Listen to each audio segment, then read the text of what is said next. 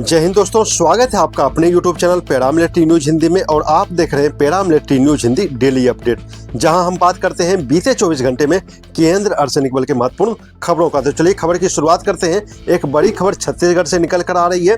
देश में वामपंथी उग्रवाद के खिलाफ चल रहे अभियान के बीच बड़ी सफलता मिली है। बताया जा रहा है कि प्रतिबंधित माओवादी संगठन के शीर्ष नेता, जिन्हें संगठन का सुप्रीम कमांडर माना जाता था, देव जी, उन्होंने आत्मसमर्पण कर दिया है। उन्होंने तेलंगाना पुलिस की स्पेशल इंटेलिजेंस ब्यूरो के सामने सरेंडर किया है। उनके साथ पोलित ब्यूरो सदस्य मल्ला रजी रेड्डी उर्फ संग्राम और करीब 16 अन्य नक्सलियों ने भी हथियार डाल दिए। सुरक्षा एजेंसियों के मुताबिक यह आत्मसमर्पण माओवादी संगठन की रणनीतिक और नेतृत्व संरचना के लिए बड़ा झटका है।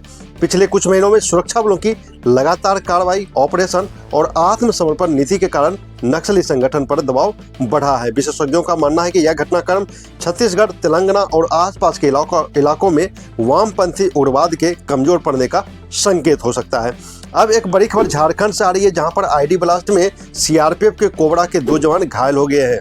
झारखंड के पश्चिम सिंहभूम जिले के घने सरंडा जंगल में एंटी नक्सल ऑपरेशन के दौरान आईडी ब्लास्ट में 2 जवान घायल हो गए हैं। घायल जवान सीआरपीएफ कोबरा के 209 बटालियन से जुड़े हुए हैं। यह घटना चादरी डेरा गांव के पास हुई, जब जिला पुलिस और कोबरा की संयुक्त टीम सर्च ऑपरेशन चला रही थी।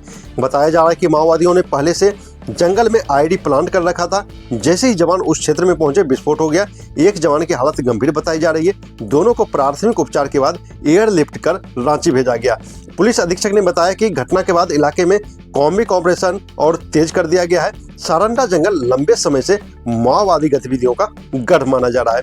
अब एक खबर नेपाल बॉर्डर से आ रही है, जहां पर अररिया में माननीय गृह मंत्री अमित शाह जी का दौरा है। केंद्रीय गृह मंत्री अमित शाह 25 फरवरी को बिहार के अररिया जिले का दौरा करेंगे। वे एसएसबी की 52वीं वाहिनी लेटी कंपनी परिसर में नवनिर्मित प्रशासनिक भवन का उद्घाटन करेंगे। इस दौरे को देखते हुए सोनामणि गोदाम से आमाबाड़ी तक लगभग 38 किलोमीटर लंबी भारत नेपाल सीमा पर सुरक्षा बढ़ा दी गई है। रात्रि गश्त, वाहन जांच और संदिग्ध गतिविधियों पर कड़ी निगरानी के निर्देश जारी किए गए हैं। वरिष्ठ अधिकारियों ने हेलीपैड स्थल और संवेदनशील इलाकों का निरीक्षण किया है। सीमा सुरक्षा को मजबूत करने के लिए संयुक्त गश्त और खुफिया सूचनाओं के त्वरित आदान प्रदान पर विशेष बल दिया गया है। अब एक बड़ी खबर झारखंड हाईकोर्ट से निकल कर आ रही है। झारखंड हाईकोर्ट ने 1999 के बोकारो स्टील प्लांट चोरी मामले में बर्खास्त किए गए सीएसएफ कांस्टेबल को बड़ी राहत दी है। मामला मार्च 1999 का है, जब लगभग 100 किलो स्टील सामान की चोरी रोकने में विफल रहने का आरोप लगाकर कांस्टेबल को सेवा से बर्खास्त कर दिया गया था। हाईकोर्ट की खंडपीठ ने कहा कि आरोपों की तुलना में बर्खास्तगी की सजा अत्यधिक कठोर और अनुपातहीन थी। अदालत ने यह भी कहा कि कांस्टेबल के सेवा रिकॉर्ड में पहले कोई गंभीर दोष नहीं था। केंद्र सरकार और सीएसएफ की अपील खारिज करते हुए अदालत ने सिंगल बेंच के आदेश को सही ठहराया और सजा पर पुनर्विचार के निर्देश दिए हैं।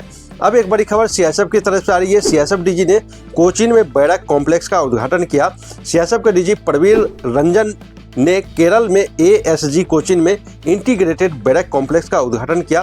करीब 5 एकड़ में फैला यह आधुनिक परिसर 655 सीएसएफ जवानों को बेहतर आवास और सुविधाएं प्रदान करेगा। इस ग्रीन कैंपस में सोलर पावर और पर्यावरण संरक्षण को भी प्राथमिकता दी गई है। इस परियोजना को कार्मिकों के कल्याण और ऑपरेशनल तैयारी को मजबूत करने की दिशा में महत्वपूर्ण कदम माना जा रहा है। अब एक बड़ी खबर बीएसएफ की तरफ से दार्जिलिंग से आ रही है। बीएसएफ के एक इंस्पेक्टर को पश्चिम बंगाल की दार्जिलिंग जिले में 3 किलो 349 ग्राम ब्राउन शुगर के साथ गिरफ्तार किया गया है। नाका जांच के दौरान बिहार से आ रही एक गाड़ी से यह बरामदगी हुई। आरोपी की पहचान आलोक कुमार रविकर के रूप में हुई है। बताया जा रहा है कि उसकी तैनाती छत्तीसगढ़ में थी। बरामद मादक पदार्थ की कीमत करोड़ों रुपये बताई जा रही है। पुलिस पूरे नेटवर्क की जांच में जुटी हुई है। अब एक बड़ी खबर अमृतसर से आ रही है। अमृतसर में बॉर्डर सिक्योरिटी फोर्स द्वारा hand in hand with border population theme पर बॉर्डर मैन मैराथन 2026 का आयोजन किया गया। यह मैराथन गोल्डन गेट से अटारी बॉर्डर तक आयोजित हुई। इसमें 13,000 से अधिक प्रतिभागियों ने हिस्सा लिया। फुल मैराथन विजेता को 1.5 लाख रुपये, हाफ मैराथन विजेता को 75,000 और 10 किलोमीटर विजेता को 40,000 रुपये का पुरस्कार दिया जाएगा। और अंत में एक खबर इटावा से आ रही है, जहां पर ऑनर किलिंग केस का मामला दर्ज हुआ है। उत्तर प्रदेश के इटावा में प्रेम प्रसंग को लेकर हत्या का सनसनीखेज मामला सामने आया है। आरोप है कि सीएसएफ के एक जवान ने अपने साथियों के साथ मिलकर युवक का अपहरण किया, गोली मारी और शव के टुकड़े कर रेलवे ट्रैक पर फेंक दिया। पुलिस ने एक आरोपी का गिरफ्तार किया है, जबकि मुख्य आरोपी की तलाश जारी है। मामले की जांच कई एंगल से की जा रही है। तो दोस्तों, इसी खबर के साथ हमें दीजिए इजाजत, और केंद्र अर्थिंग बिल से महत्वपूर्ण खबर के साथ सुनने के लिए, जानने के लिए अगर आप इच्छुक हैं, आप हमारे चैनल को सब्सक्राइब जरूर करें। जय हिंद।